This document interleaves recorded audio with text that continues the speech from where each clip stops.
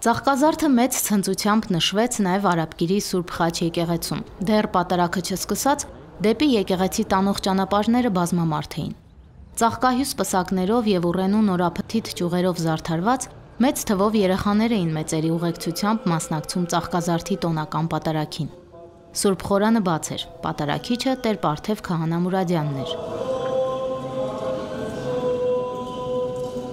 Հավատացյալներն իրենց ուռենու ճյուղերը խորանին մոտ են դրել, որպեսզի ծիսակատարությունից հետո օրնված ճյուղերով վերադառնան տուն։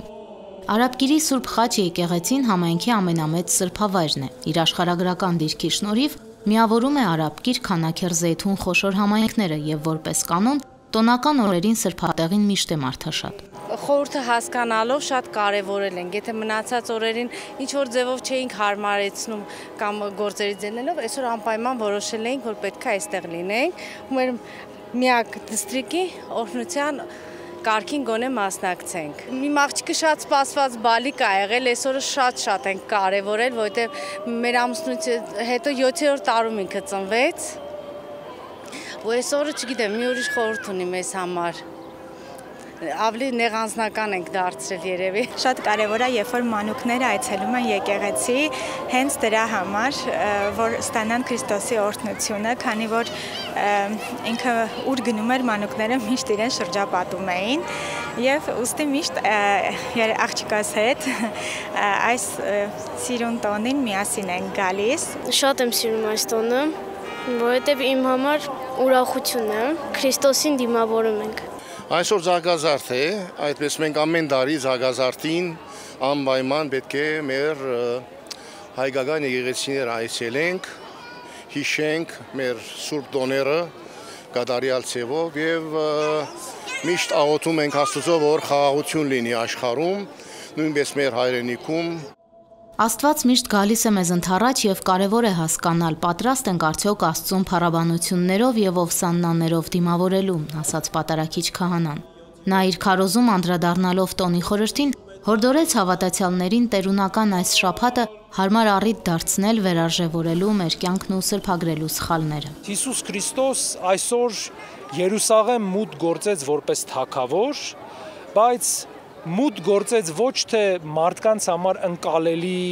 երիվարներով, նժույգներով ու ամբողջ զորությամբ, այլ իր հեզությամբ եւ իր ճշմարտությամբ։ Եվ այսօրվա տոնը ճշմարտության հանրահռչակման տոն է, հա? Այսինքն մենք հասկանում ենք, որ ոչ հարստությունը, ոչ շքեղությունը, ոչ մի բան չի կարող զարդարել մարդուն եւ ճշմարիտ իշխանություն տալ նրան, եթե ճշմարտություն չկա մարդու մեջ։ Եվ հայրապետի տնօրինությամբ այսօր մանուկների օրհնության կարգ է արվում, որովհետեւ այս ճշմարտության առաջին ճանաչողները հենց մանուկներն էին։ Մանուկները չի կարելի ուղղակի կեղծավորությամբ, այդ տարբեր խաբուսիկ իրողություններով գայթակղել ու ներգրավել, այլ միայն եւ միայն անկեղծությամբ ու ճշմարտությամբ։ Այստեղ ներկա մանուկները քեզ են խոնարհեցնում իրենց գլուխները։ Աղաչում են քեզ։ Պատարագի ավարտին օրհնվեցին եկեղեցում ներկա երեխաները։ Տոնական օրն ամփոփվեց ժողովրդական երգ ու պարով։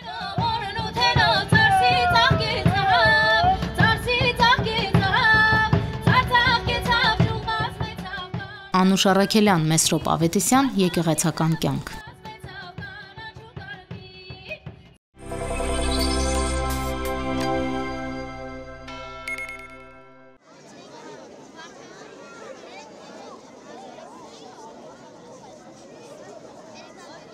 Ապրիլի 13-ին Հայ Առաքելական եկեղեցին տոնեց ծաղկազարդը։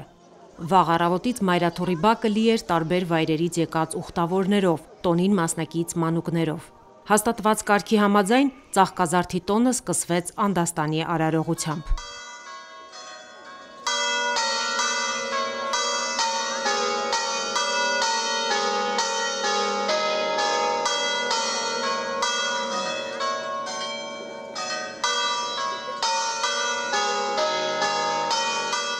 Գարեգին II ամենայն հայոց կաթողիկոսը հոգևոր դասի հետ աղոթեց եւ օրհնեց աշխարհի 4 ծագերը, հայցելով խաղաղություն ու բերիություն։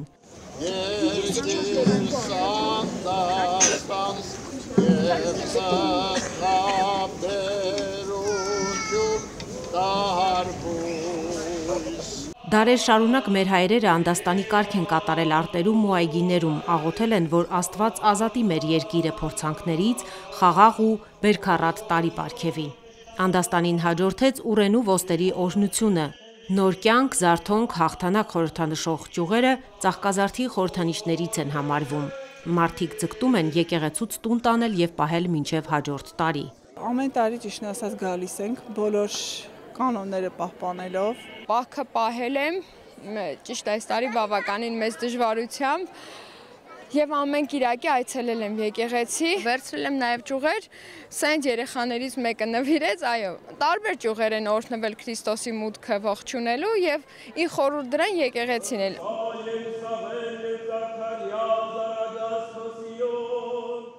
Վերականգնված եւ բարեզարդված Մայր տաճարի առաջին ծաղկազարդն է։ Տոնական պատարագին ներկաների թիվն այնքան մեծ է, որ շատերը սրբազան արարողությանը դրսից են հետևում։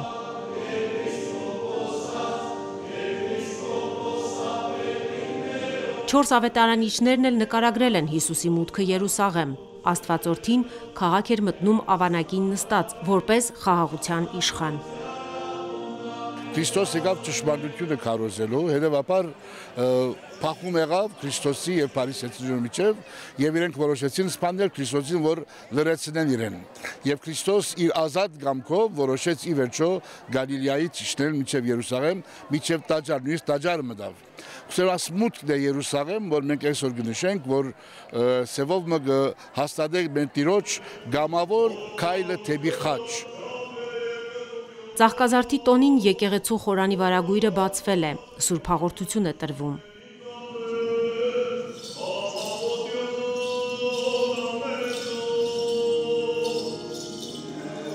Ծաղկազարդը հետաքրքիր ճամփաբաժան է մեծ պահքի, խորհրդավոր ու դժվարին ընթացքի մեջ, դիմելով ներկաններին ասաց Վարդան եպիսկոպոս Նավասարդյանը։ Ծաղկազարդից հետո սկսվում է մեր Տիրոջ կյանքի վերջին օրերի նեղությունները, փորձությունները խորհրդանշող չարչարանաչ շաբաթը, որը պսակվում է Քրիստոսի հաղթանակով։ Այս օրերին մենք վերապրելու ենք Փրկչի երկրային կյանքի վերջին օրերի իրողությունները։ Գողգոթայից մինչև հարություն, ասաց պատարագիչ հոգևորականն իր քարոզում։ Ավետարանական նկարագրությունների համաձայն Տիրոջ մուտքը փառաբանող արմավենու ճյուղերով նրան դիմավորող ժողովրդի մեջ ամենաանկեղծ ոգևորությունը մանուկներինն էր։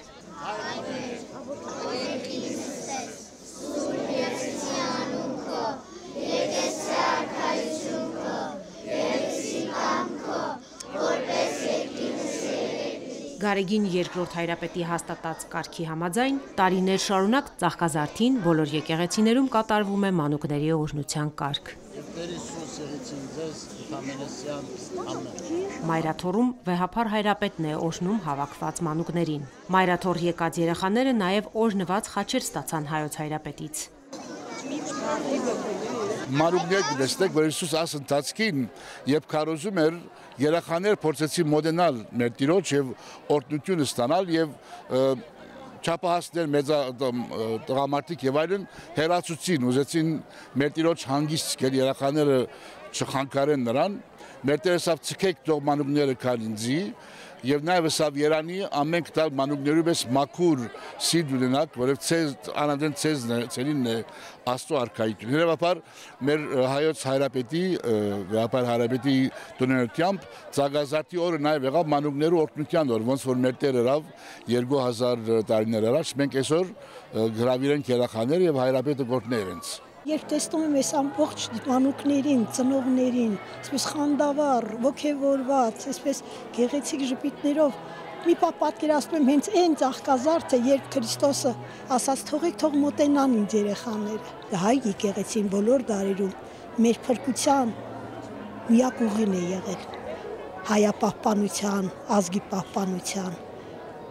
Եվ լավ է, որ եկեղեցին իր դերը չի կորցնում, նշանակությունը չի կորցնում։ Երկուշաբթի օրվանից սկսվում է ավագ շաբաթը, չարչարանաչ շաբաթը, որի պսակը քրիստոնյաների ամենամեծ ու նվիրական տոնն է, Սուրբ Հարությունը։ Լուսինե Բալյան, Արթուր Մանուչարյան, Եկեղեցական կյանք։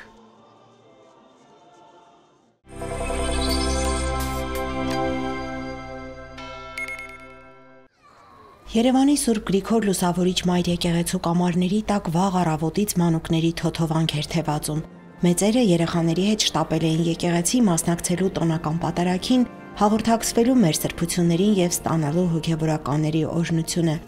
Գրկերում ամուր պահած իրենց զավակներին աղոթում էին նրանց անամպ մանկության եւ խաղաղության համար։ Մանուկներն էլ հույս, հավատ եւ սեր էին տարածում իրենց օրհնաբեր ներկայությամբ։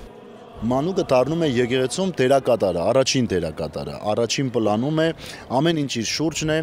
եւ այս գաղափարի մեջ իհարկե մեր բոլոր ծնողները պետք է աշխատեն իրենց երեխաներին գոնե այսօր, եթե ոչ ամեն կիրակի եկեղեցի տանել։ Ըստ մեր եկեղեցու հայրերի Աստվածորդու արչև հանդերձներ փռելը խորհրդանշում է մեղքերը Քրիստոսին խոստովանելը։ Ոստեր եւ ճյուղեր ընծայելը առանձնակի պատիվ եւ փառաբանություն է նշանակում։ Ձիթենին ընկալվել է որպես իմաստության, խաղաղության, հաղթանակի եւ փառքի խորհրդանշան։ Մեռյալ Ղազարոսին հարություն տված Քրիստոսին ձիթենու եւ արմավենու ճյուղեր ընծայելը նաեւ մահվան հանդեպ հաղթանակն է խորհրդանշում։ Ծաղկազարդը միայն ուրենու ճյուղերը չեն, միայն ծաղիկները չէ, միայն տրամադրությունը չէ։ Ծաղկազարդը ավելի մեծ խորհուրդ ունի բուն ավետարանական դրվագի վրա հիմնված, որովհետև Տեր Հիսուս Քրիստոս մուտք է գործում Երուսաղեմ։ Սովորական ամենօրյա մտնելու նման մի բան չէ սա։ Սա թագավորապես, որպես արքա, ճանաչված արքա մուտքն է, որտեղ վկայվում է, թե արքան ինչպիսի խոնարհությամբ, ինչպիսի սիրով, ինչպիսի օրհնությամբ է մուտք գործում Երուսաղեմ եւ ովքեր են առաջին դիմավորողները։ Ով բարեխնամ եւ ամենակալ Աստված, մեր Տիրոջ Հիսուս Քրիստոսի հայր, Սուրբ Պատարագի ավարտին Մար եկեղեցու հոգևոր տեսուչ Անուշավան եպիսկոպոս Ժամկոչյանը մանուկների օրհնության կարգ կատարեց։ Հոգևորականների դասն աղոթեց, որ Բարձրյալն իր բարի ու քաղցր հայացքի ներքո պահի բոլոր երեխաներին։ Երևանի Սուրբ Գրիգոր Լուսավորիչ Մայր եկեղեցու երիտասարդաց միության անդամները հոգացել էին, որ եկեղեցու հարակից տարածքում կազմակերպված տոնական միջոցառումը ուրախությամբ վարակի բոլորին։ Ուզում էինք երիտասարդաց միությամբ, որպեսզի մանուկները, այսօրվա մեր հրաշքները լինեն, զգան այն խանդավառությունը, այն ուրախությունը, երբ Տեր Հիսուս Քրիստոսի մուտքը Երուսաղեմ, երբ այդ ժամանակ մանուկները աղաղակելով դիմավորեցին Հիսուս Քրիստոսին, ասելով օրհնություն Դավթի որդուն։ Ցանկացանք ավելի այդպես մոտիվացնել բոլորին, մանուկներին, քանի որ նաև մանուկների օրհնություն է այսօր։ Մանուկներին ավելի ուրախություն պարգևել մեր փոքրիկ այսպես միջոցառումով, անակնկալներով լինելու է պար, երգ, ուրախություն, նվերներ, հյուրասիրություն։ Բոլորին հրավիրում ենք մասնակցելու մեր միջոցառումներին, նաև այս միության աշխատանքները շարունակական են լինում, բոլորին սիրով հրավիրում եմ։ Տեր հայրը ծնողներին խնդրել էր ազատ թողնել երեխաներին եւ չանհանգստանալ, քանի դեռ նրանք Սուրբ Գրիգոր Լուսավորչի հարկի տակ են եւ Աստծո անմիջական հայացքի ներքո։ Սուրբ Հարության հրաշափառ օրվանից մեզ մեկ շաբաթ է բաժանում։ Առջևում Հիսուս Քրիստոսի մատնության, չարչարանքների, խաչելության, թաղման, դժոխքի ավերման եւ հոգիների ազատման օրերն են։ Լիաննա Չիչակյան, Հարություն Տոլանյան, Եկեղեցական կյանք։